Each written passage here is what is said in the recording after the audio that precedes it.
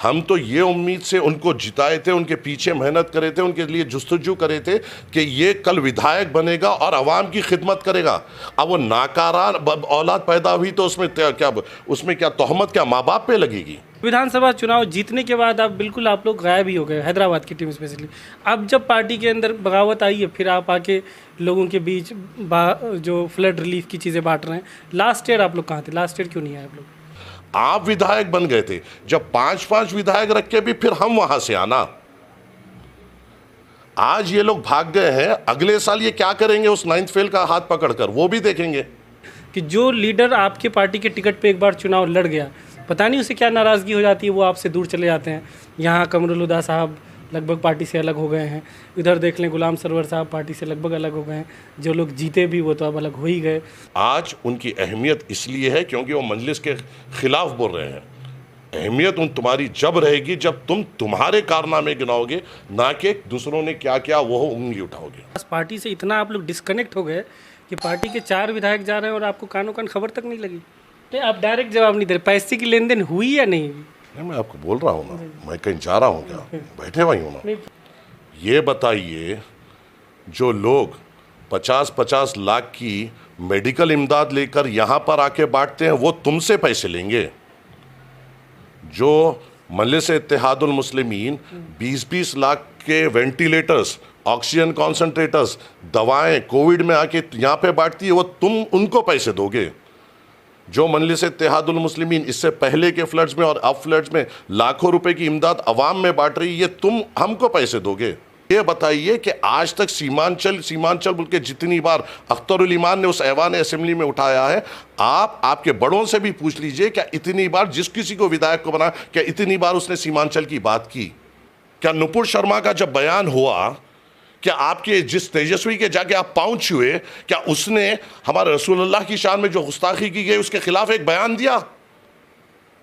अरे जो हमारे रसूल की शान में जो गुस्ताखी होती उसके खिलाफ बोलने की हिम्मत नहीं रखता, तुम जाके उसके पांव छू रहे हो और उसके दर के गुलाम बन रहे हो। रुकनुद्दीन साहब रात रात भर आकर मेरे साथ बैठते थे। शाहनवाज भाई तो सुबह सुबह फजर को मेरे साथ आते थे, आके मेरे से पहली बार जब उनकी मुलाकात हुई तो सुबह फजर के बाद उनसे मुलाकात हुई। और मैंने तो शाहनवाज भाई से, जो मेरे छोटे भाई हैं और छोटा भाई कहता था उनको तो उस वक्त में मैंने हाथ पकड़ा और असदुद्दीन अवैसी साहब के सामने उनकी बात रखी, जब इन्हीं के ये तेजस्विनी यादव ने उनको धोखा देते हुए, उनको घर से निकालते हुए उनको टिकट मुंह तक नहीं दिया था। आप विधायक बन गए, आपको पूरा पावर दिया गया। हमारे पास क्या राजद के जैसा है क्या, सिट डाउन गेट अप? हम जब विधायक बनाते हैं तो खुली छूट देते हैं कि आवाम के लिए हर तरह इम्कान कोशिश करो, हर जगह के लिए जाओ, बेबाक तौर से असेंबली में आवाज़ उठाओ। क्या उसके लिए आप क्या सरेलाक खिला के समझाना पड़ेगा? कहते हैं वापसी कैसे करेंगे, जो इंग्लिश में फ्रेज है कि फ्यूनिक्स की तरह वापस आना, आप कैसे वापस उभरेंगे कैसे? इनको वापसी करना है, हमें नहीं। अच्छा, इनको जीत के बताना है, हमें नहीं। हम तो जीते हुए हैं। इनको वोट मिला था मजलिस के ऊपर, इनको वोट मिला था असदुद्दीन अवैसी साहब के नाम के ऊपर। वो लौट के आना इनका काम है, इसलिए तो कह रहा हूँ 2 साल का हनीमून पीरियड है, एंजॉय कर लेने दीजिए। पिछले दिनों बिहार की AIMIM के 5 में से 4 विधायक बिहार की जो विपक्ष की सबसे बड़ी पार्टी है राष्ट्रीय जनता दल में शामिल हो गए, और फिलहाल इनके शामिल होने से वो बिहार की भी सबसे बड़ी पार्टी बन गई है 80 विधायकों के साथ। अभी हमारे साथ AIMIM के जो बिहार के प्रभारी हैं, जो चुनाव के समय से ही बिहार के प्रभारी रहे हैं और हैदराबाद से जो बड़ी जिम्मेदारियां हैं पार्टी ने इस इलाके के लिए, इन्हीं की सर्दी है। इनका नाम है माजिद हुसैन, हैदराबाद के पहले मेयर भी रह चुके हैं। तो इनसे हम तमाम सवालों को लेंगे, जो भी इल्ज़ाम पार्टी के ऊपर जो पूर्व विधायक मतलब पार्टी के पूर्व विधायकों ने लगाया है और कार्यकर्ताओं ने लगाया है, और स्थानीय लोगों के जो सवाल है, तमाम सवाल इनसे लेंगे। और आगे आप आधे घंटे तक, जितनी देर तक ये इंटरव्यू चलता है, हमसे जुड़े रहिए। माजिद साहब, पहला सवाल यही है, जो तमाम विधायक से अब तक मेरी बात हुई है, जिनसे ऑन रिकॉर्ड हो पाई है और जिनसे ऑफ रिकॉर्ड हो पाई है, सब लोग यही कहते हैं कि पार्टी को अंदाज़ा था कि पार्टी टूटने वाली है, इसलिए पार्टी ने हैदराबाद लोगों को बुलाया भी था, लेकिन पार्टी ने बिल्कुल भी कोशिश नहीं की कि पार्टी को जोड़ लिया जाए, पार्टी को एक जगह रखा जाए। यहाँ तक कि कुछ विधायक बताते हैं कि जब विधानसभा सत्र चल रहा था, उस वक्त उनको दावत तक दिया गया कि विधानसभा सत्र चल रहा है, आप पटना में आइए और पार्टी को टूटने से, अगर आपको लगता है पार्टी टूटने वाली तो आके बचा लीजिए। तो आप लोगों ने बिल्कुल भी कोशिश क्यों नहीं की? नहीं, ऐसे कोई संकेत हमारे में नहीं थे। आप लोगों को बिल्कुल ही नहीं पता था पार्टी टूटने वाली है? जी बिल्कुल नहीं था, ऐसे कोई संकेत हमारे पास नहीं मेरे थे। ख्याल से तो ये कहना बहुत गलत होगा, क्योंकि तमाम यहाँ की मीडिया में खबर चल रही थी। वो जितने बार भी अफवाहें चली, अख्तर साहब ने उन्हें बताया, और जब भी इस किस्म की अफवाहें चली, मैंने ख़ुद तमाम जो MLAs थे उनसे मैंने ख़ुद पर्सनल बात की, और वो भी हमेशा मुझे यही कहते थे, ऐसी कोई बात नहीं है भाई साहब, ये अफवाहों की बात है। क्योंकि मैं पर्सनल हर किसी से राब्ते में रहता था, पर्सनल हर किसी से बात करता था, जो भी विधायक गए हैं उनसे बाज़ाब्ता राब्ते में था। हाल ही में तमाम विधायक, हाँ, इज़हार रज़वी साहब उम्रे को गए थे, असदुद्दीन अवैसी साहब ने उनको हैदराबाद में उनकी एक पर्सनल दावत थी, वहाँ पे बुलाया, वहाँ पे उन बैठकर बात हुई, सीमांचल के ताल्लुक़ से बात हुई, आगे विधानसभा में किस किस मुद्दों पे, सीमांचल के किस किस मुद्दों को हम उठाएंगे उस पे सदर मजलिस ने उनको हिदायत दी, आगे जाके किस किस किस्म के तरक्याती काम हम सीमांचल में करेंगे उस पे असदुद्दीन अवैसी साहब ने बात की। मैं ख़ुद उस मीटिंग में मौजूद था जहाँ पे एजुकेशन को किस तरीके से हम बेहतर कर सकते हैं, किस तरीके से हम रिप्रेजेंटेशन करना चाहिए, इन मुद्दों पे बात हुई। हॉस्पिटल की मैदान में किन किन चीज़ों पे हम आगे बढ़ सकते हैं, हम क्या क्या कर सकते हैं, और गवर्नमेंट को किस तरीके से सीमांचल के मसाइलों के ऊपर हम रुजू करा सकते हैं, इस पे असदुद्दीन अवैसी साहब ने तमाम विधायकों को मशवरा दिया। मैं ख़ुद उस मीटिंग में मौजूद था, और हर जो अगर ये कोई कह रहा है तो बड़ा सरासर झूठ कह रहा है। पार्टी टूटने का सवाल ही पैदा कहाँ होता है। नहीं, तो फिर आप लोगों के पास ये इंटेलिजेंस की कमी, या आप लोगों के पास पार्टी से इतना आप लोग डिस्कनेक्ट हो गए कि पार्टी के 4 विधायक जा रहे हैं और आपको कानों कान खबर तक नहीं लगी? देखिए, अगर कोई अंधेरे चूल्हे में अगर खाना पका रहा है तो कैसा मालूम होगा।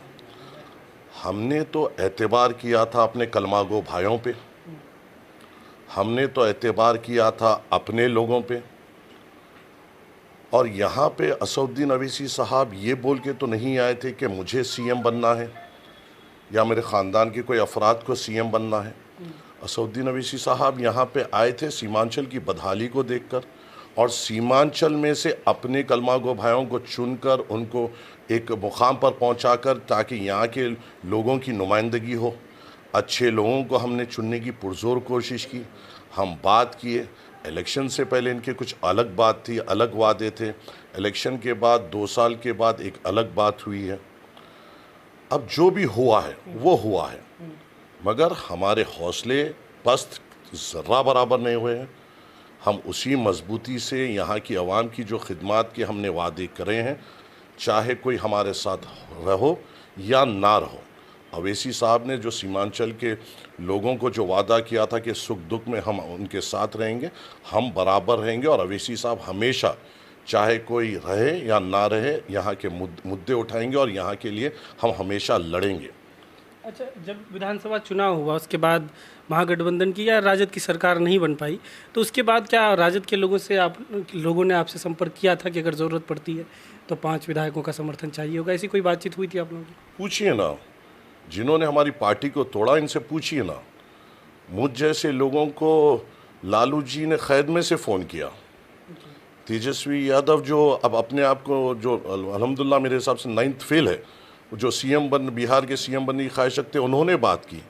असदुद्दीन अवैसी साहब को, मेरा तो जो असदुद्दीन अवैसी साहब को बार बार फ़ोन किया, हमने उनको ये कहा कि फ़िरक़ा परस्त ताकतों को और BJP को हराने के लिए हम बराबर साथ देंगे। हमारे 5 विधायक जैसे हैं, आप 117 का आंकड़ा ला लीजिए, हम आपका साथ देंगे। अब ये 117 का आंकड़ा नहीं ला सके तो सरकार कहाँ से बनेगी?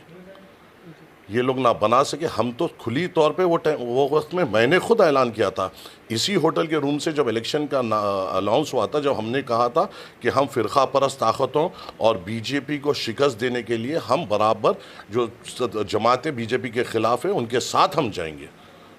हाल ही में अख्तर अली ईमान साहब खुद जाके लालू प्रसाद यादव से मिले, जो ऑन रिकॉर्ड है, तेजस्वी यादव से मिले, जो 1 महीना पहले मिले, और उन्होंने कहा कि जो कॉमन मुद्दे हैं, हम आपके साथ हैं, मगर आपको भी सीमांचल की आवाज़ बनना पड़ेगा। आप भी एक बार इख्तिदार में थे, आपने भी कुछ नहीं किया, मगर आपको सीमांचल के मुद्दों पे हमारा साथ देना पड़ेगा। जो कॉमन मुद्दे हम उसका साथ देंगे। स्पीकर का मुद्दा था, अख्तर अली ईमान साहब तमाम पार्टी के विधायक साथ दिए। जो कॉमन मुद्दे थे उस पे साथ दिए। तो ऐसी क्या ज़रूरत आई इनको? जो जो लोग मुसलमानों की आवाज़ बन रहे थे, जो लोग एक पिछड़ा हुआ इलाका था उसकी आवाज़ बनने की कोशिश कर रहे थे, उसकी ताकत बनने की कोशिश कर रहे थे, तो इनको ऐसी क्या तकलीफ़ हो गई इन लोगों से जो इनको तोड़ना पड़ा? तोड़े भी तो क्यों तोड़े? अपनी ज़ात के लिए तोड़े, कौम के लिए नहीं तोड़े। तोड़े भी तो क्यों तोड़े? इसलिए तोड़े क्योंकि उनको सीएम बनना है। तोड़े तो इसलिए तोड़े और टूटे इसलिए गए क्योंकि इख्तिदार चाहिए था इनको। कौम को एक मुकाम पे पहुंचाने के लिए, कौम की बात करने के लिए, अपनी बदहाली बताने के लिए कुर्बानियाँ देना पड़ता है। मौके तो बहुत आएंगे मगर उनको खुंदल कर जब आगे बढ़ेंगे, जब कौम की भलाई होगी और अपने कुर्बानियों से कौम की भलाई होगी, ना कि कभी इख्तिदार के वास्ते फ़ौरन कूद जाने से कौम की भलाई नहीं होगी। इल्ज़ामात तो बहुत लगा सकते हैं मगर कौम की बात कब करेंगे? क्या अब तुम कर पाओगे? जो पार्टी के ऑर्गेनाइजेशन की बात होती है तो कई विधायक आपके बता रहे हैं, कल ही पूर्णिया जिले के जो बैसी से विधायक हैं रुकनुद्दीन साहब, वो कहते हैं कि जब से विधानसभा चुनाव हुआ है वहाँ पूर्णिया यूनिट तक नहीं है, पूर्णिया के जिला अध्यक्ष तक नहीं है। तो कमज़ोरी तो आप लोगों की भी रही, आपने पार्टी का ऑर्गेनाइजेशन बनाया ही नहीं जीतने के बाद। किसने कहा ये रुकनुद्दीन साहब कह रहे हैं कि वहाँ तो जिला अध्यक्ष तक नहीं है पूर्णिया में। रुकनुद्दीन साहब ने ये कहा कि पूर्णिया में जिला अध्यक्ष तक नहीं है। जिला अध्यक्ष ने, उनसे कभी पूछ लीजिए कि पार्टी ने पूर्णिया की जिम्मेदारी किसको दी थी। ये अल्लाह का शुक्र है, अल्लाह उनकी आंखों पे पर्दा डाल दिया है, वो अपनी नाकामयाबी आपके सामने बोल रहे हैं। पूर्णिया की जिम्मेदारी असदुद्दीन अवैसी साहब ने खुद रुकनुद्दीन साहब को दी थी कि अब ऑर्गेनाइजेशन को मजबूत करें, मगर शायद कोई दूसरे कामों में वो मसरूफ़ थे जो अपनी नाकामयाबी आपके सामने बता रहे हैं। ये पार्टी की नाकामयाबी नहीं है, हमने तो उन पर एतबार किया था ना। अब हमें आपके ज़रिए से पता चल रहा है कि वो ऑर्गेनाइजेशन बनाने में नाकामयाब है। अब देखते हैं विधायकी में कितना कामयाब होते हैं। हमारी दुआएं उनके साथ हैं, मगर इंशाअल्लाह ताला आने वाले वक्त में उनको भी पता है कि असदुद्दीन अवैसी साहब की कितनी सभाएं बैसी में हुई थी। उनको भी पता है कि किस तरीके से हैदराबाद के विधायक जाफ़र हुसैन मेराज साहब और यूपी टीम और कई कॉरपोरेटर्स हैदराबाद के उनके बैसी इलाके में डेरा डालकर 20-20 दिन बैठे थे। उनको भी पता है उनके लिए विधायकों ने और ये कॉरपोरेटर्स ने और कई उत्तर प्रदेश की तमाम टीम उनके लिए किस तरीके से गली गली कूचा कूचा जाके हर एक आवाम से मिली। अब तो उनको अकेले लड़ना पड़ेगा, वो टीम तो बराबर मेहनत करेगी और असदुद्दीन अवैसी साहब का नाम और उनकी आवाज़ और उनकी बेबाक नुमाइंदगी जो कौम के लिए, वो हम लेकर वहाँ पहुँचेंगे। तो उनको भी बताना पड़ेगा जो जिस लीडर का हाथ पड़े हुए उन्होंने हमारी कौम के लिए, हमारे परेशानियों के लिए, हमारे जब दुख दर्द के लिए उन्होंने भी क्या किया, ये उनको भी बताना पड़ेगा। बगावत के बाद पर जो एक बात रह गई थी, क्या AIMIM के पास बगावत का पास्ट का एक्सपीरियंस इस तरह का नहीं है?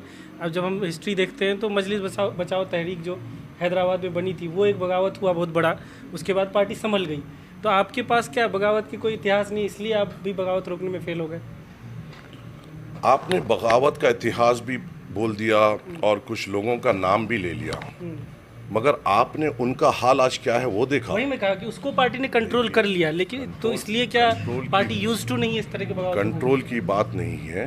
कई लोग आते हैं, जमात की भी तारीख में कई बड़े लोग आए, गलतियां की, आज कोई पूछने वाला नहीं है।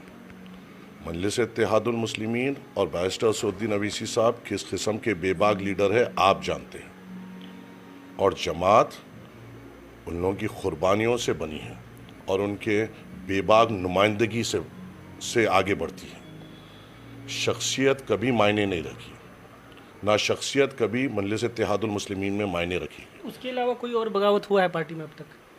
MBT के अलावा कोई और कभी हुआ?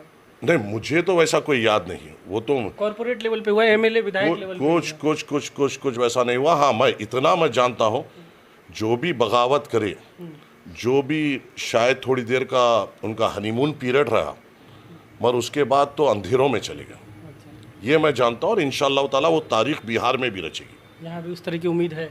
हाँ, 100% हमें हमारी मेहनत पे यकीन है। लेकिन बिहार के बाहर अगर आपका इतिहास देखें, आप जीतते जाते हैं और आगे जो कहते हैं कि सिकंदर आगे जीतता गया और पीछे उसके इलाके दूसरे के कब्जे में चले गए, वही हाल आपका है। आप जहाँ एक बार जीत जाते हैं वापस नहीं जीत पा रहे हैं, आप उधर महाराष्ट्र भी देख लें या यहाँ किशनगंज विधानसभा देख लें।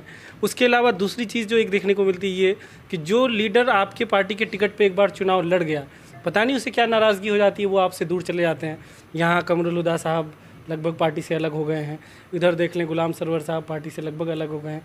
जो लोग जीते भी वो तो अब अलग हो ही गए।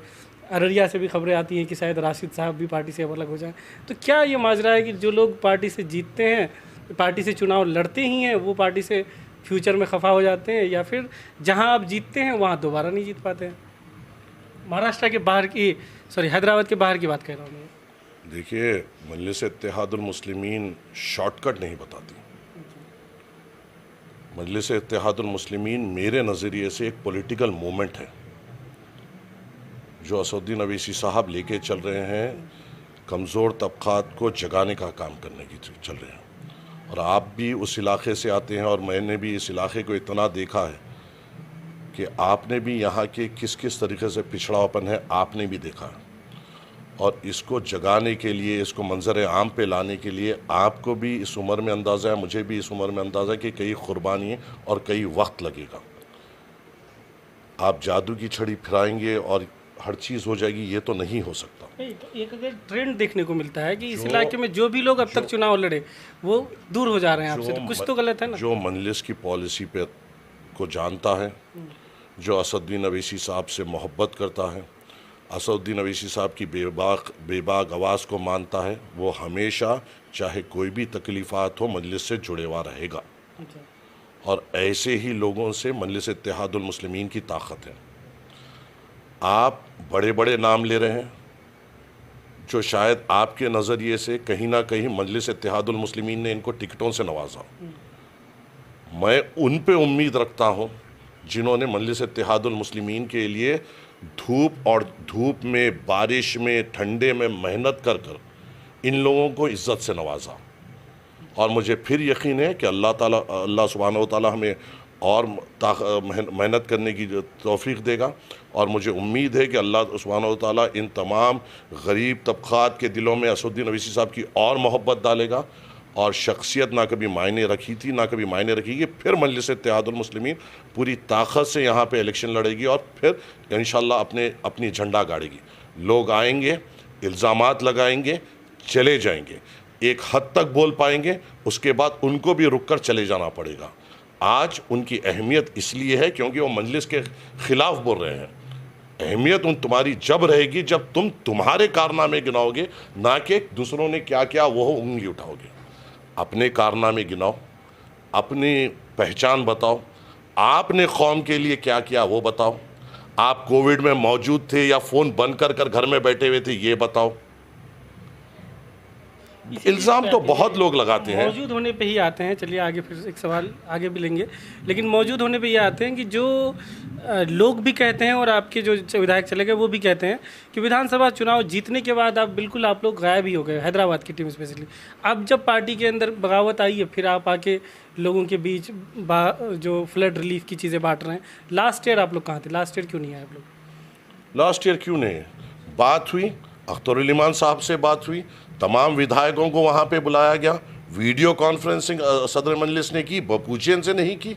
इनसे पूछा गया कि क्या क्या मुद्दे हैं, इन्होंने अपने मुद्दे बताए, उसके लिए किस तरीके से करना चाहिए वो बात आगे बढ़ाई गई। तो आप लोग अभी आ रहे हैं तो उस वक्त फ्लड रिलीफ के लिए क्यों नहीं आए? लास्ट ईयर भी फ्लड आया। अरे भाई लास्ट ईयर की बात क्या करें, जब हमारा कोई विधायक नहीं था, जब तो लाखों जीतने के बाद आप लोग गायब हो गई तो शिकायतें लोगे। तो शिकायत उनसे करो कि जिस पे मजलिस इत्तेहादुल मुस्लिमीन ने भरोसा कर ताकत दी। हम तो ये उम्मीद से उनको जिताए थे, उनके पीछे मेहनत करे थे, उनके लिए जुस्तजू करे थे कि ये कल विधायक बनेगा और आवाम की खिदमत करेगा। अब वो नाकारा औलाद पैदा हुई तो उसमें क्या तोहमत क्या माँ बाप पे लगेगी? हमने तो इनको ताकत दी। अल्लाह सुब्हानहू व तआला ने मजलिस इत्तेहादुल मुस्लिमीन को ज़रिया बनाया इनको ताकत देने के लिए। आप विधायक बन गए थे, जब 5-5 विधायक रख के भी फिर हम वहाँ से आना। आज ये लोग भाग गए हैं, अगले साल ये क्या करेंगे उस 9th फेल का हाथ पकड़कर वो भी देखेंगे। अच्छा, अब जो सबसे बड़ा एलिगेशन पार्टी पे टिकट डिस्ट्रीब्यूशन से लेके अब तक लगता रहा, एक एक कहा जा रहा है कि एक एक टिकट की सौदेबाजी हुई, एक एक टिकट बेचा गया। और एक जो कॉमन ट्रेंड देखने को मिल रहा है, जो सदर साहब का इंटरव्यू बिहार सदर का कर रहे थे, तो उन्होंने भी कहा कि जितने लोग गए हैं वो अरबपति लोग हैं, करोड़पति लोग हैं। तो आपने पैसे वालों को ही क्यों टिकट दिया? क्या सौदेबाजी सच में हुई है? नहीं, कोई विधायक ने इल्जाम लगाया क्या? बिल्कुल लगाया। आज अंजार नईमी साहब ने कहा कि पैसा ही नहीं लिया गया, बहुत लिया गया, बल्कि टिकट के लिए ही नहीं, वो तो इतना कह रहे हैं कि जो पार्टी के कैडर थे, जो पार्टी के जो कार्यकर्ता थे, उनको भी पैसा देने को कहा गया कि वो आपके लिए काम करेंगे तो उनको भी पैसा दीजिए, और बड़ी रकम देने को कही गई। तो इस पर क्या कहेंगे? अंजार नईमी साहब का 6 सवाल असदुद्दीन अवैसी साहब के हुए। आप डायरेक्ट जवाब नहीं दे रहे, पैसे की लेन देन हुई या नहीं हुई? नहीं, मैं आपको बोल रहा हूँ ना, मैं कहीं जा रहा हूँ क्या? बैठे हुए हूँ ना। नहीं, फिर आप उसी चीज़ का। अंजार नईमी साहब के पास 6 सभाएं असदुद्दीन अवैसी साहब की हुई। किशनगंज से चॉपर में बैठ के असदुद्दीन अवैसी साहब के साथ पहले वो पोटिया गए, वहाँ से चॉपर में बैठ के टेरागात जाकर उन्होंने जलसा किया। क्या उसका ईंधन इन्होंने दिलाया था क्या? देखिए, शख्सियतों पे, चाहे वो अंजार नईमी साहब हो, इजहार असफी साहब हो, रुकनुद्दीन साहब हो या शाहनवाज साहब हो, इनका दिल जानता है कि मजलिस इत्तेहादुल मुस्लिमीन ने और सदर मजलिस ने इनके लिए किस किस्म से मेहनत की। तो आप ये कह रहे हैं कि हेलीकॉप्टर उड़ाने का पैसा लिया गया था? आज जब ये लोग जा रहे हैं तो बेबुनियाद तोहमतें अख्तरुल ईमान पे लगा रहे हैं, बेबुनियाद तोहमतें बोलने के लिए सिर्फ बोल रहे हैं। हमने जब मेहनत की, जब हम यहाँ पे आके या अंजार नईमी साहब के पास जब इम्तियाज़ जलील साहब आके मेहनत की, क्या उनकी गाड़ी का ख़र्चा क्या उन्होंने दिया? नहीं दिया। उन्होंने उनकी ज़ाती उससे क्या, हमारे मोइन साहब थे वहाँ पे, हन्नान साहब थे वहाँ पे, हुसैनी पाशा साहब थे वहाँ पे, फरहान सज्जाद साहब थे वहाँ पे। 8 से 9 मुखर्रिरीन और मेहनत करने वालों ने वहाँ पर जाकर गली गली जाकर उनके लिए मेहनत की, अपने पैसों पे, अपने अखराजात पे, अपने हर तौर पे। हम कौम के लिए एक बेबाक आवाज़ बनाने निकले हैं। तुम्हें जाना है, तुम जहाँ जाना चाह रहे थे चले गए। अपने ज़बान को संभाल कर रखो। नहीं, इतनी डिटेल में चीज़ों को बताते, वो बोलते हैं कि मैंने कहा 5 कम ले लीजिए, तो माजिद साहब कहे नहीं इतने कम में नहीं होगा। इस तरीके से सौदेबाजी हुई। अच्छा, माजिद साहब की बात? जी बिल्कुल, आपकी बात करें कि आपसे सौदेबाजी हुई। अच्छा। कि उन्होंने कहा कि नहीं 5 कम ले लीजिए, वो उन्होंने कहा नहीं 5 इतने कम में नहीं होगा, आप टिकट के लिए जो है। तो ये बात रुकनुद्दीन साहब ने भी कही? ये कही अंजार साहब ने कही। रुकनुद्दीन साहब से बात हुई आपकी? जी, रुकनुद्दीन साहब से उन्होंने कही। रुकनुद्दीन साहब ने भी इस तरह के इल्जाम लगाए, लेकिन उन्होंने खुल के इतने नहीं बताया। कहा नहीं कहा? कहा या नहीं? कहा। क्या कहा? किस तरह की उन्होंने तो ये कहा कि मरकज़ के उस पर हम आते नेक्स्ट। उन्होंने डायरेक्ट पैसे की बात नहीं कही, लेकिन उन्होंने ये ज़रूर कहा कि मरकज़ का उस पर हम आते हैं। पहले इसको क्लियर कर लेते हैं। झूठ बोल रहे हैं ये लोग, पैसे वाली बात बिल्कुल झूठ बोल रहे हैं ये लोग, आवाम को गुमराह कर रहे हैं। ये बताइए, जो लोग 50-50 लाख की मेडिकल इमदाद लेकर यहाँ पर आके बांटते हैं, वो तुमसे पैसे लेंगे? जो मजलिस इत्तेहादुल मुस्लिमीन 20-20 लाख के वेंटिलेटर्स, ऑक्सीजन कॉन्सेंट्रेटर्स, दवाएं कोविड में आके यहाँ पे बांटती है, वो तुम उनको पैसे दोगे? जो मजलिस इत्तेहादुल मुस्लिमीन इससे पहले के फ्लड्स में और अब फ्लड्स में लाखों रुपए की इमदाद अवाम में बांट रही है, तुम हमको पैसे दोगे? माफ़ी चाहता हूँ, बड़ी बात नहीं, ऐसी कोई किसी की बात नहीं। मजलिस इत्तेहादुल मुस्लिमीन अपनी बुनियाद पे मेहनत करती है और कौम के जज्बे को रखते हुए मेहनत करती है। सिक्योरिटी के नाम पे क्या कुछ पैसे लिए गए थे कि अगर वो इलेक्शन के दौरान ना धोखा दे दें, बाद में ना धोखा दे दें? ऐसी ये बात तो सदर साहब ने भी आपके कहा है कि सिक्योरिटी के नाम बेवकूफ़पने की बात कही है और बेवकूफ़पने की बात हो रही है। ऐसी कोई बात नहीं। सिक्योरिटी के नाम पे भी कुछ नहीं लिया गया? कौन सी सिक्योरिटी मेरे भाई? अख्तरुल ईमान साहब ये कह रहे थे इंटरव्यू में कि पहले हमारा एक्सपीरियंस था कि कुछ लोग इलेक्शन के दौरान धोखा दे देते हैं, तो इसलिए सिक्योरिटी के नाम पे कुछ लिया गया। कोई ऐसी बात नहीं थी। वैसे भी नहीं सिक्योरिटी, कोई ऐसी बात आप अपने ही पार्टी लीडर की बात को बराबर। अख्तरुल ईमान साहब ने क्या मुद्दे पे आपसे कही मुझे नहीं मालूम, मगर मैं तो खरे तौर पे कहता हूँ कि कोई ये नहीं बोल सकता बुला लीजिए शाहनवाज को, बुला लीजिए रुकनुद्दीन को, बुला लीजिए इजहार असफी साहब को। पार्टी ने क्या एक एफिडेविट कराया उनसे कि आपको अपने सैलरी का, जो विधायक का सैलरी मिलेगा, उसका कुछ % पार्टी फंड में देना पड़ेगा। दिया क्या कभी? नहीं, ऐसा एफिडेविट कराया गया। क्यों कराएंगे? अरे बच्चे खिलौने के लिए, कल को वो ऐसी एफिडेविट बाहर कर दें, पब्लिक कर दें, तो आप सुनो, बच्चे खिलौने के लिए रो रहे हैं और वो खिलौने के रोने को सब रो लेते रहेंगे क्या? मुद्दा ये नहीं है। आपको और यहाँ की आवाम को गुमराह किया जा रहा है छोटे छोटे मुद्दों को लेकर। मुझे ये बताओ, क्या अख्तरुल ईमान इनको लेकर सीमांचल की आवाज़ उठा रहे थे या नहीं उठा रहे थे? आप मुझे ये बताइए, ये जो फालतू बातें हो रही है, ये बताइए कि अख्तरुल ईमान उस नीतीश कुमार के आंखों में आंखें डालकर आपकी बात कर रहे थे या नहीं कर रहे थे?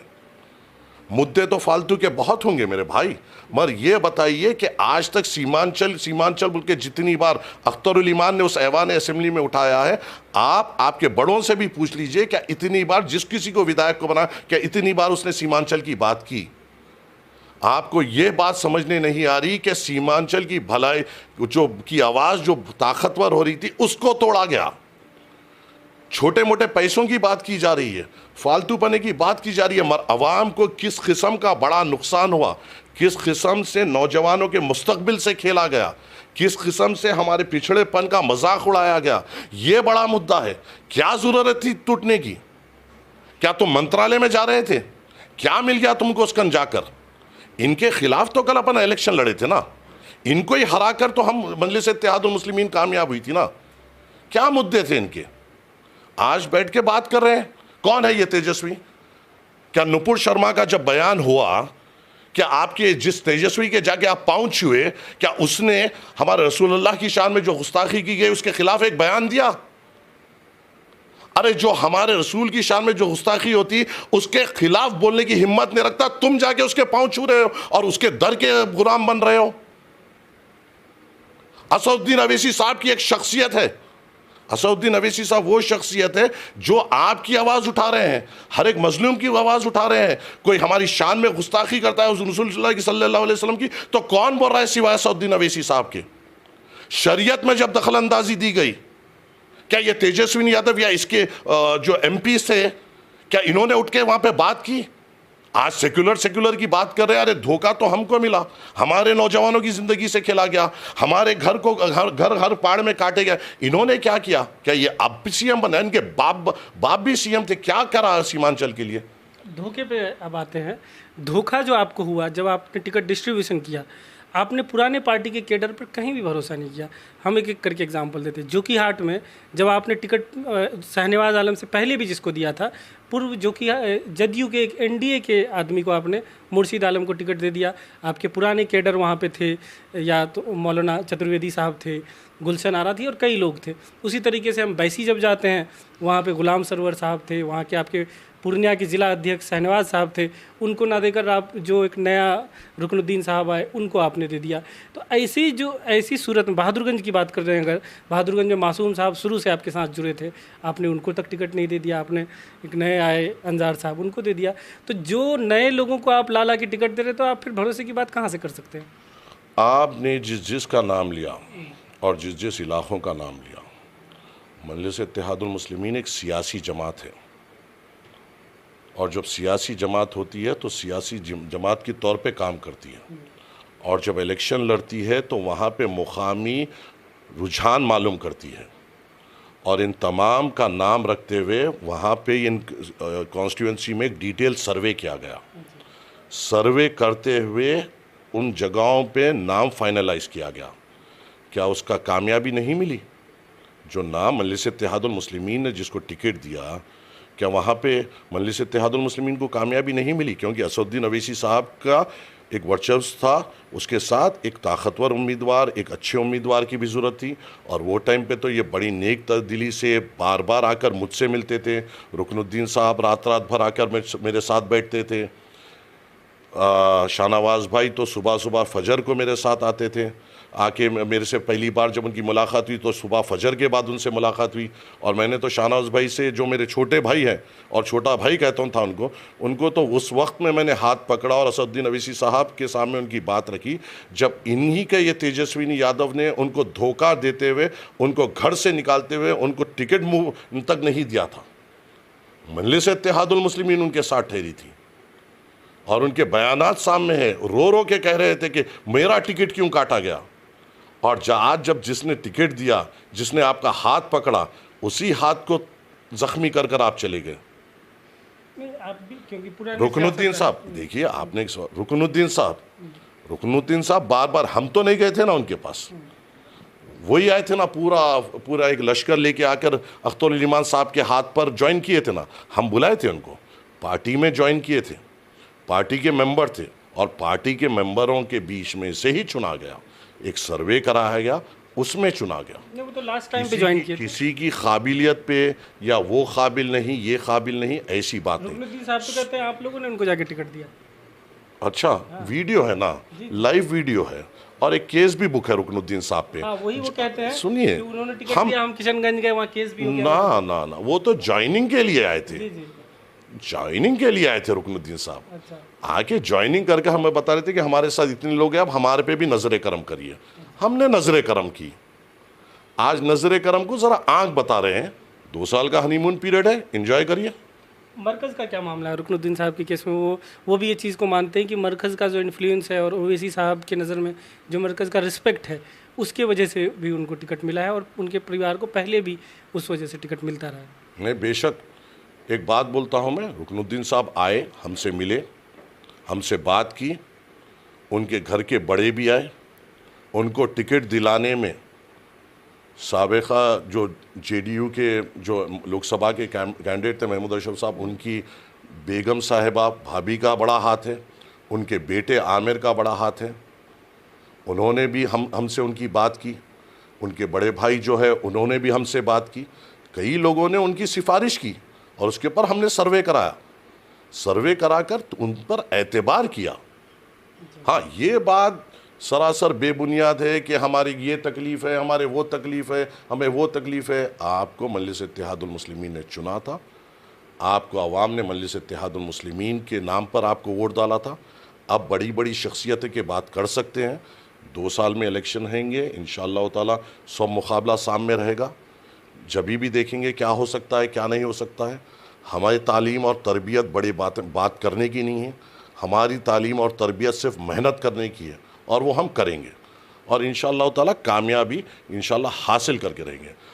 वो ये भी कहते हैं कि पार्टी के विधायक होने के बावजूद, ओवैसी साहब तो दूर हो गए, माजिद साहब तक तो बात करना हमारे लिए मुमकिन नहीं होता था, कई दिन तक कोशिश करते रहते थे, तब वो उनको अगर कभी लगा कि कॉल करना चाहिए और उनको कोई काम पड़ा तो वापस कॉल कर देते थे। कभी अगर हम कॉल करते थे काम के लिए तो माजिद साहब भी कॉल नहीं उठाते थे, ओवैसी साहब तक पहुँचना बहुत ही दूर की बात थी। अरे भाई, आप सीमांचल में पैदा हुए, आप मुकाम पे पैदा हुए, आपको पूरे यहाँ के मसले मालूम, अब क्या आपको टीचर ही की ज़रूरत थी? क्या आप नर्सरी के बच्चे हैं? ऑर्गेनाइजेशन एक बांधा हुआ जो रहता है, तो उसके लिए किसी काम के लिए आपको फ़ोन कर सकते, क्यों नहीं? कौन से काम के लिए? किसी भी काम के लिए। अब एक विधायक जब हमसे बात करेगा, आप ये कह रहे हैं कि विधायक बन गए तो आपसे कांटेक्ट ही ना करें? आप विधायक बन गए, आपको पूरा पावर दिया गया, हमारे पास क्या राजद के जैसा है क्या, सिट डाउन गेट अप? हम जब विधायक बनाते हैं तो उसको खुली छूट देते हैं कि आवाम के लिए हर तरह इम्कान कोशिश करो, हर जगह के लिए जाओ, बेबाक तौर से असेंबली में आवाज़ उठाओ। क्या उसके लिए आप क्या सरेलाक खिला के समझाना पड़ेगा? नहीं, वो ये भी कहते हैं कि जैसे लोगों की एक उम्मीद जगी थी कि हैदराबाद में इलाज के लिए यहाँ के लोग जाते हैं, गरीब लोग, तो उनकी मदद हो जाएगी, उसके लिए तक फ़ोन नहीं उठाते थे। झूठ बोल रहे हैं ये लोग। आइए कभी आप, इंशाअल्लाह ताला आपको वो फेरिस्त भेजता हूँ मैं जिनका इलाज अवैसी हॉस्पिटल और असरा हॉस्पिटल में हुआ है। यहाँ के लोगों का, इधर के लोगों का फेरिस्त देता हूँ, क्योंकि हमें करके बताने की आदत नहीं है। मुफ्त में इलाज हुआ है क्या? हमें करके बताने की आदत नहीं है। कल ही एक जनों को आपके सामने पहुंचा दूंगा, जो बिहार के, मैं नाम ले लेना चाहता हूं, जिनकी नीलोफर में उनकी बेटी खून के उल्टियां कर रही थी, कल वो मेरे से राब्ते करें, और मैंने वहाँ पे हमारे जो रेड हिल्स के कॉरपोरेटर है आरिफ साहब को वहाँ पर भेजा और उनसे गुजारिश की, वो ख़ुद वहाँ पर गए और उनको पूरी मदद की। देखिए, करके बताना हमारी तरबियत में नहीं है। आप विधायक थे, अल्लाह ताला ने आपको भी नवाजा था, हैदराबाद में फ़ोन नहीं उठाए, आप दिल्ली में अपने जेब से पैसे लगाकर इलाज कराना था। अगर उतनी ही कौम की हमदर्दी थी तो, अगर कौम की हमदर्दी थी तो अपने जेब से लगाकर दिल्ली में इलाज कराना था। खुदा ना खास्ता अगर हम फ़ोन नहीं उठाते, बोलते हैं ना वो, या इतनी थी फ़ोन थी, अगर वो आदमी से उतनी मोहब्बत थी तो फ्लाइट में साथ लेके आ जाना था। अगर उतनी मोहब्बत थी तो आप हाथ पकड़ के, जब हम ऑक्सीजन कॉन्सेंट्रेटर्स लेने आए जब तो शुक्रिया शुक्रिया बोले, जब हम इलेक्शन कैंपेनिंग में थे जब तो मुंडी हिला के शुक्रिया शुक्रिया बोले। बेबुनियाद तोहमतें लगाना बंद करो। एक आम पब्लिक के बीच जो राय है कि जीतने के बाद चलिए विपक्ष में थे, ज़्यादा बड़ा कोई योजना नहीं ला सकते थे, कुछ नहीं कर सकते थे, तो कम से कम हॉस्पिटल और स्कूल तो बना देते हो इस हिसाब में। रुकिए, इंशाअल्लाह ताला इनकी नींद हराम करेंगे। कितना रुकेंगे, मतलब 2 साल यहाँ के लोग आप सब जाइए, ये इनकी एक इन्हीं यही तो हाल ही में असदुद्दीन अवीसी साहब से बात करके आए थे ना, और इनको खुद मालूम है कि असदुद्दीन अवीसी साहब यहाँ पे क्या क्या करने वाले और क्या सोचे थे। इनसे पूछिए एजुकेशन पॉलिसी पे क्या बात हुई, इनसे पूछिए। आप बता दीजिए आप क्या क्या करने जा रही है पार्टी। इंशाअल्लाह ताला धमाके का इंतज़ार करिए। सीमांचल के साथ जो हमने वादा किया है, ये कोई रहने या नहीं रहने से हमें फ़र्क नहीं पड़ता। हम इंशाअल्लाह ताला बराबर आवाम के साथ ठहरेंगे, और अख्तरुल ईमान पुख्ते ईमान वाले हैं, पार्टी उनके साथ है, सदर मजलिस का पूरा एतबार उनके साथ है, हम उनके साथ है। पुख्ते पने से अकेला आदमी इंशाल्लाह उस फिर ऐवान में उठेगा और इन वक्त के फिरौनों की आंखों में आंखें डालकर बात करेगा। लेकिन आज सच्चाई ये भी है कि आज ये लोग नहीं हैं, तभी आप लोग फिर आप यहाँ पे आज आए हैं। शायद ये लोग होते तो आप आज भी नहीं आती हैं। क्या करें, नाखलफ औलाद निकली तो क्या करें। होता है, आपके भी गांव में होता है, माँ बाप पढ़ाते हैं लिखाते हैं कि बेटा आगे जाके काम संभालेगा। यहाँ पे भी तो होंगे नाखलफ औलादें, तो वही समझ लीजिए। मैं किसी पे तोहमत तो नहीं लगा रहा हूँ, एक बात कर रहा हूँ बस। एक इलेक्शन के दौरान कुछ वादे भी किए गए जो बिल्कुल प्रैक्टिकली सही भी नहीं थे, जैसे कि कोचाधामन में कई जगह बोल दिया गया कि रेलवे स्टेशन बनाया जाएगा। अभी भी वहाँ के लोग बोलते रहते हैं और ये एक मजाक का वहाँ पे सब्जेक्ट बन गया है। उसी तरीके से ओवैसी साहब ने खुले मजलिस में इस पे हम लोगों ने खबर भी की थी, ये दावा किया था कि कांग्रेस और आरजेडी ने CA-NRC का खिलाफ किया ही नहीं, जो कि आप भी जानते हैं उन्होंने खिलाफ किया। तो इस तरह की झूठ जो फैलाए गए इलेक्शन के वक्त, इस पर आप क्या कहेंगे? CA-NRC के बारे में ओवैसी साहब ने उस वक्त सभाओं में कहा था कि CA-NRC के विरोध में कांग्रेस आरजेडी कहीं भी नहीं दिखी थी, सिर्फ हम थे। तो आप भी जानते हैं कि CA-NRC का विरोध तो उन्होंने किया था, कांग्रेस आरजेडी। हमारे इलाके में किया। कहाँ किया? हमारे इलाके में सभाएं की उन लोगों ने। कहाँ किया? तेजस्विनी ने बोला, कांग्रेस, हाँ, तेजस्वी ने खिलाफ बोला। क्या सभाएं की? कौन सी सभाएं की? तेजस्वी ने भी किशनगंज में सभा की, कांग्रेस के लोगों ने भी सभा की। अरे क्या बात कर रहे हैं। हमने क्योंकि रेगुलर कवर किया है तो हम उस चीज को दिखा भी सकते हैं। अरे आप एक बात बोलिए, जो रेलवे स्टेशन की बात हुई, इज़हार अस्वी साहब, हाजी इज़हार अस्वी साहब हैं, उनसे पूछिए आके उन्होंने क्या वहाँ पे नुमाइंदगी की और ओवैसी साहब को क्या गुजारिश की कि वहाँ पे पार्लियामेंट में किस मुद्दों पे उठाया जाए। शाहनवाज साहब थे, शाहनवाज साहब ने तस्लीमुद्दीन साहब का हवाला देते हुए बताया कि ये प्रोग्राम जब तस्लीमुद्दीन साहब ने निकाला था, बल्कि पूरा उसका डिटेल रिपोर्ट बना के वो देने वाले थे। एक प्रोजेक्ट है जलालगढ़ वाला जो एग्जैक्टली वो कोचा दामन से होते हुए जाता है, जलालगढ़ गलगलिया, लेकिन वो जहाँ ओवैसी साहब ने कहा है उधर से नहीं जाता है, कोचा दामन से होते हुए जाता है। कोचा दामन का इलाका करता है कोचा दामन। ओवैसी साहब ने कोचा दामन की बात की थी, वो तो ऑलरेडी है, उसमें ओवैसी साहब कोचा कहाँ है? वो प्रोजेक्ट तो कहाँ है? इम्प्लीमेंट हो रहा है, कहाँ है पे? Land acquisition. अरे यार, इसलिए तो बोल रहा हूँ, आप बिल्कुल आप कवर करते हैं, ज़रा मालूमात भी करिए। कम से कम 3 से 4 बजट में सिंगल NP उसमें अलॉट नहीं की जा रही है, मालूम भी कर लीजिए मेरे भाई। देखिए उनकी बात सुनिए और मालूम भी कर लीजिए। बजट अलॉट आज तक नहीं हुआ। इंशाल्लाह ओवैसी साहब से जब बात हुई थी, ये बात उनके सामने इन लोगों ने रखी थी और बहुत सारे बातें रखी थी, जिसको ओवैसी साहब इंशाल्लाह ने वादा किया था कि ये मुद्दे हम पार्लियामेंट में उठाएंगे। आगे बात करते हैं, आगे पार्टी के पास क्या प्लान है, कैसे आप लोग क्या कहते हैं वापसी कैसे करेंगे, जो इंग्लिश में फ्रेज है कि फ्यूनिक्स की तरह वापस आना, आप कैसे वापस उभरेंगे कैसे? आप इनको वापसी करना है, हमें नहीं। अच्छा, इनको जीत के बताना है, हमें नहीं, हम तो जीते हुए हैं। इनको वोट मिला था मजलिस के ऊपर, इनको वोट मिला था असदुद्दीन अवीसी साहब के नाम के ऊपर। वो लौट के आना इनका काम है, इसलिए तो कह रहा हूँ 2 साल का हनीमून पीरियड है, एंजॉय कर लेने दीजिए। ये तो लौट के आना इनके ऊपर है। हम तो मैदान में थे, है और इंशाअल्लाह ताला रहेंगे। सीमांचल के अवाम के साथ थे, है और हमेशा इंशाअल्लाह रहेंगे। 2024 लोकसभा चुनाव लड़ेंगे? बेशक लड़ेंगे। कैंडिडेट अख्तरुल ईमान ही रहेंगे? फैसला करेंगे असदुद्दीन अवीसी साहब। सीमा किशनगंज से क्यों लड़ेंगे? थोड़ी दिन ठहरिए, मैं जा रहा हूँ दरभंगा, मधुबनी, सीतामढ़ी। हमें तो खुजाया ना इन्होंने, अभी जख्म तो हम बनाएंगे इंशाअल्लाह ताला। अररिया पूर्णिया की कटिहार की बात नहीं, वहाँ पे भी जाएंगे भाई, यहाँ पे तो हम मौजूद ही है ना, सीमांचल से तो बाहर की बात हो रही है ना, यहाँ पे इधर हम जाएंगे और लड़ेंगे, देखें, और इंशाअल्लाह ताला इनको चने चबाएंगे इंशाअल्लाह ताला। और ये याद रखिए, हम जब इलेक्शन जीते थे मेरे भाई, तो ये लोग हमारे साथ नहीं थे। हम अपने खुद की मेहनत से और आप लोगों की जुस्तजू से और यहाँ की आवाम की मोहब्बत से हमने इलेक्शन जीता था। ऐसा क्या पड़ गया था जब फ़ोन करके हमें गुजारिश करने वाले आज सिर्फ इख्तिदार की नशे में ऐसे है कि असदुद्दीन अवैसी साहब यहाँ पे इख्तिदार के लिए आए थे, आपको इख्तिदार देने आए थे। वो चाहेगा खुद सीएम बनना, वो चाहेगा उसका परिवार मजबूत रहना, क्या हम यहाँ पे अपने परिवार को मजबूत करने आए? जो विधायक चले गए हैं वो अब ये कह रहे हैं, खास के रुकनुद्दीन साहब इसमें ज़्यादा कह रहे हैं कि उन लोगों को लगातार जो एआईएमआईएम के समर्थक हैं वो फ़ोन करके परेशान कर रहे हैं, धमकियाँ दे रहे हैं, अननोन नंबर से धमकियाँ आ रही हैं।